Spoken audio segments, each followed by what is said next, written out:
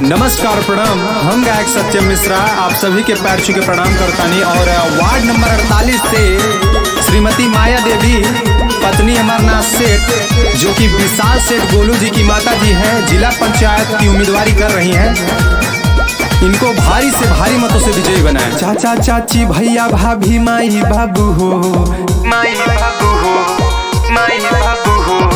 चाचा चाची भैया भाभी माई बाबू हो, सब कर बिचारे बाड़ी माया देवी हो, सब कर बिचारे बाड़ी माया देवी हो। चाचा चाची भैया भाभी माई बाबू हो, सब कर बिचारे बाड़ी माया देवी हो।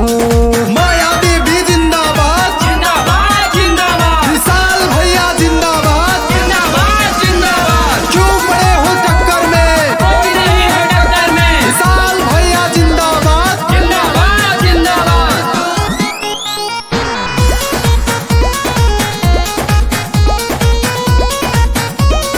वादा नहीं बा विकास होई ज्यादा, माया देवी के ही है इरादा, माया देवी के ही है इरादा। वादा नहीं बा विकास होई ज्यादा, माया देवी के ही है इरादा।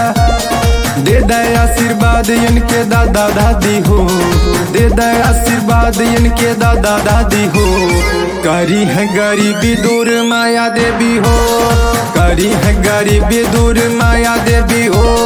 चाचा चाची भैया भाभी माई बाबू हो, सब कर बिचारे भाड़ी माया देवी हो। हमारा नेता कैसा हो, माया देवी जैसा हो, हमारा नेता कैसा हो, माया देवी जैसा हो। विशाल भैया जिंदाबाद जिंदाबाद जिंदाबाद विशाल भैया जिंदाबाद। जिंदाबाद जिंदाबाद।